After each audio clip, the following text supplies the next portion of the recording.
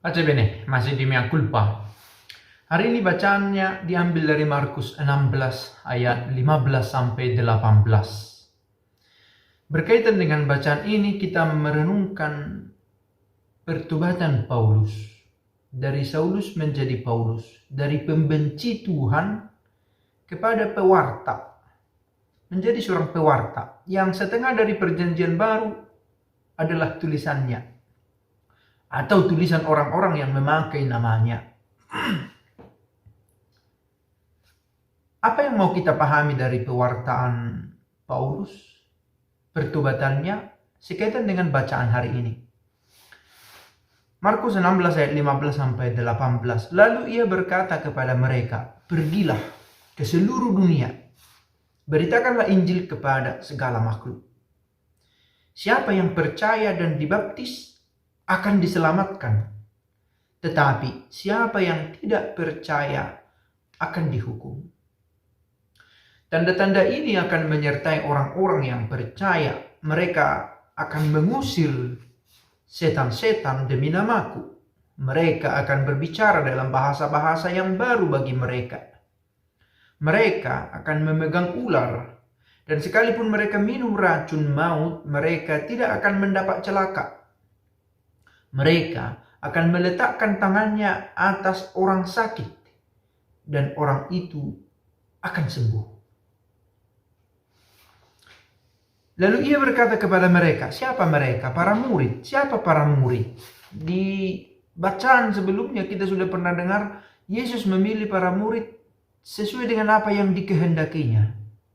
Oke, orang-orang yang dikehendaki oleh Yesus. Siapakah mereka ini? Sebelum ayat 15 ini ada ayat ke-14 yang berbunyi begini. Yesus mencela ketidakpercayaan dan kedegilan hati mereka. Oleh karena mereka tidak percaya kepada orang-orang yang telah melihat dia sesudah kebangkitannya. Ternyata para murid ini didapati oleh Yesus tidak percaya dan degil hati juga. Begitulah kemanusiaan kita, tidak luput dari kecacatan, kekurangan. Yesus tahu itu, Yesus tahu kelemahannya para murid. Tetapi lucunya, dalam tanda petik anehnya, Yesus mengutus mereka. Cukup percayakah Yesus bahwa orang-orang ini nanti akan sanggup mewarta? Ternyata dalam segala kekurangannya, keterbatasannya, para murid toh diutus juga untuk pergi ke seluruh dunia memberitakan Injil kepada segala makhluk. Memberitakan Injil, memberitakan kabar baik, memberitakan Yesus sendiri kepada segala makhluk. Siapakah para murid ini? Latar belakangnya berbeda-beda. Tidak semua ini kaum intelektual. Ada, kalau kita pikir penangkap ikan, kalau dia bekerja sebagai penangkap ikan, sebagai nelayan, setiap hari dia ke laut, kapan waktunya membaca? Bagaimana seorang yang tidak membaca bisa menulis dengan baik? Maka benarkah Petrus misalnya menulis surat Petrus itu dalam kitab suci? Ada penafsir menduga tidak benar itu tulisan Petrus. Itu adalah tulisan yang memakai nama Petrus. Karena diduga bahasa seindah itu tidak mungkin dimunculkan oleh seorang nelayan. Artinya apa? Setiap orang mewarta dengan karismanya masing-masing. Sekalipun bukan sebagai penulis yang hebat, toh Petrus terlibat dalam pewartaan, menjadi martir. Hidupnya sendiri adalah sebuah pewartaan. Dan begitulah cara dia memberitakan Injil. Saya pikir bacaan ini bisa dimengerti dengan gampang, tapi di waktu yang sama bisa menjadi susah untuk dipahami. Apakah bacaan ini harus dimengerti literally, sebagaimana tertulis? Pergilah ke seluruh dunia, beritakanlah Injil kepada segala makhluk. Ini menjadi persoalan. Ada orang berpikir memberitakan Injil berarti membaca kitab suci, mengurainya kepada tentang isinya dan memberitakannya kepada orang-orang. Saya pikir toh tidak semua dari kita memiliki pemahaman yang cukup tentang tulisan ini sebagai sebuah ilmu. dan kemudian dibagikan. Tetapi sekalipun tidak memiliki kemampuan mendalami kitab suci secara ilmiah, meskipun tak sanggup memahami dengan baik kitab suci, bukan berarti tidak bisa mewarta. Sebagaimana tadi kita dengar, Petrus mewarta dengan latar belakangnya sebagai nelayan. Dia punya karakter yang kuat.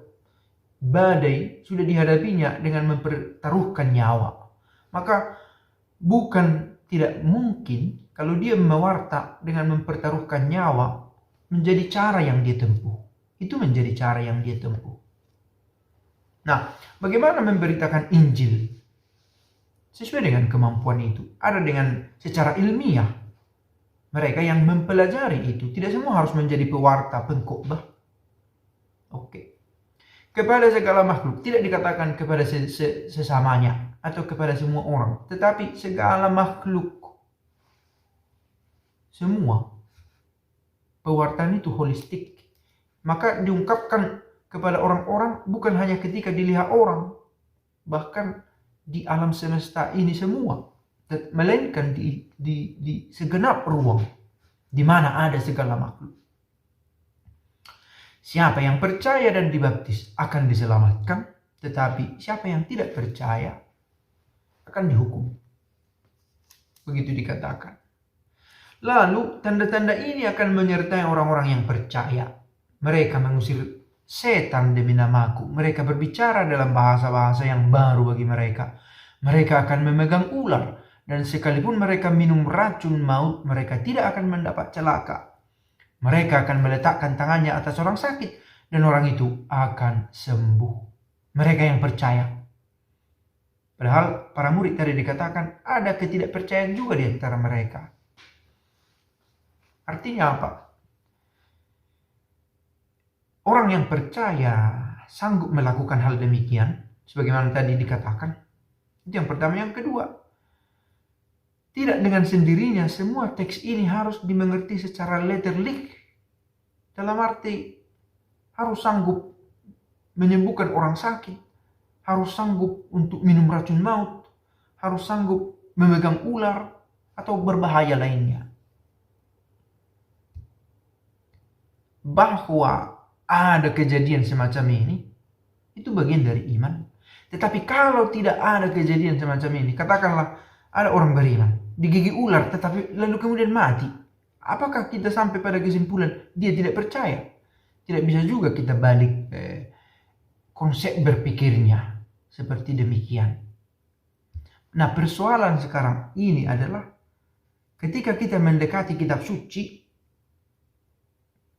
sebagaimana terjadi banyak hal tidak dengan pemahaman yang memadai, boleh dikatakan. Semua orang yang melihat ini, ada orang yang melihat ini seolah-olah dengan menjadi percaya berarti dia sanggup menyembuhkan orang sakit.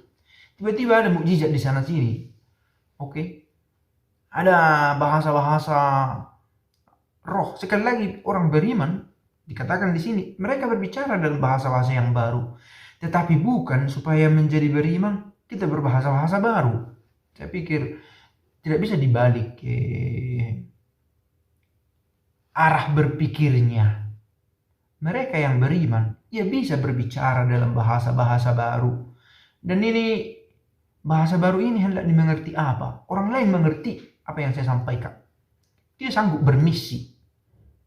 Dia sanggup menyampaikan siapa Allah itu kepada orang-orang yang tidak memahami bahasanya. Saya pikir ini juga bisa dipahami sebagai bahasa baru. Bukan berarti kalau orang sudah mulai berbicara yang kita tidak mengerti, ini iman. Saya harap para culprit paham kemana arah saya berbicara ini. Demikian juga misalnya menyembuhkan orang sakit.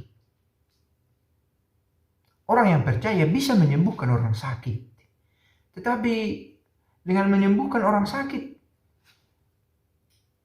orang memakai tanda ini menyembuhkan orang sakit sebagai orang yang percaya. Dan orang berusaha membuktikan kepercayaannya dengan menyembuhkan orang sakit. Menjadi banyak penyembuh-penyembuh.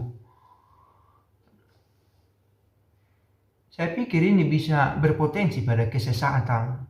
Hari ini kita mengingat juga Santo Paulus yang mengalami pertobatan, beralih dari hidupnya, dari yang menolak Tuhan kepada pewarta Tuhan. Maka kiranya teladan dari Paulus ini juga menyemangati kita memahami Injil hari ini untuk bukan hanya berpaling dari kekurangan-kekurangan kita selama ini, tetapi terlibat dalam pewartaan Allah sesuai dengan kapasitas kita masing-masing, sesuai ruang kita masing-masing.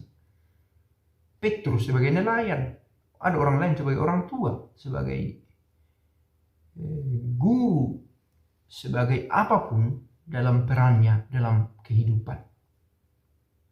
Tidak semua orang harus menjadi pewarta Injil dalam kitab suci, seperti dalam kitab suci dengan homili-homili, dengan renungan dan khotbah. Tidak setiap orang menjadi pengusir setan. Tidak semua orang menjadi tiba-tiba berbahasa-bahasa asing. Tidak semua orang meminum racun. Tidak semua orang memegang ular dan menjadi penyembuh. Masing-masing mendekati Allah dengan cara, dengan keadaan dirinya. Pace bene.